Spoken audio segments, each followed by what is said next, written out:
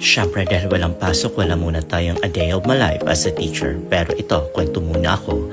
Habang naglalaba, bumigay na nga yung washing machine ko, kaya no choice, mano-mano tayo sa paglalaba. Dahil di na nga tayo bumabata, si lolo mo madali nang mapagod. Kaya naisipan kong pumunta ng Naga ngayon para magkanbas at pumili ng washing machine na bibilhin ko. Yun, sumakay na nga ako ng bus at biglang na lang pumasok sa isip ko, i-vlog ko kaya ito. Kaya dali-dali kong kinuha ang phone ko, nagbi-video habang umaandar ang bus na sinasakyan ko. Nadaanan ko na nga ang Robinson, so malapit na ako sa pupuntahan ko kung saan unang titignan ko kung available yung gusto kong washing machine ay sa Robinson. Nung malapit na nga ako, bumaba na ako sa bus na sinasakyan ko. Shoutout pala sa JC Lerner, taas na pamasahe. Pakababa ko, nilakad ko na nga at tumawid kasi yung Robinson katabi lang ng Pure Gold. Dali-dali ko na nga pinuntahan at tinungo. At pagdating ko, malayo pa lang may makikita ka ng mga sales boy malapit sa pinto ng kanilang store na mag-a-assist sa'yo. Nakapasok na nga ako sa loob ng Robinson at tinungo ko na nga kung saan yung mga washing machine nila at nakita ko puro stock load yung naka-display. At may nag-assist na nga sa akin, shoutout sa iyo kuya. Di ko natanong yung name niya, pero kudos sa iyo kasi nasagot mo lahat ng aking mga katanungan. Pero sad to say, hindi available yung gusto kong washing machine.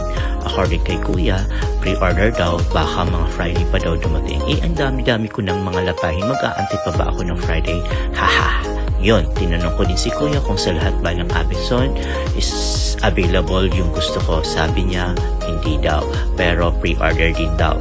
Ang ginawa ko dahil hindi available, umalis na ako at naisip kong pumunta ng SM. Lumabas na nga ako ng Robinson at dali-dali ako sumakay ng tricycle patungong SM. Nakarating na ako sa SM, nagbayad kay Manong driver, pakabayad pumasok na. At tinungo ko agad ang appliance store na located sa second floor. Tinungo ko ang place kung saan for washing machine. At nakita ko puro top load din ang meron sa kanila. Meron din front load, kaya lang maharlika, di na-afford ng lolo mo. Haha, practical ba? Diyan nga nag-ikot-ikot pa nga ako, baka may makita pa ko na pwede kong magustuhan at makita ko kung ano yung gusto kong washing machine. At sad to say, wala talagang makita akong gusto ko. Dahil wala talaga yung gusto ko, umalis na nga ako sa appliances store at pumunta ako ng sentro. Baka makita ko yung gusto kong washing machine. And wala din.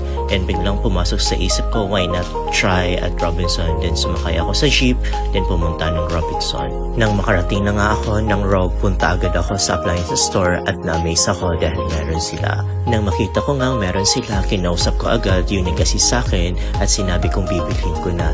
Di ko na nga na-videoan kasi busy na ako sa transaction namin. Ito pala yung washing machine na gusto kong bilhin.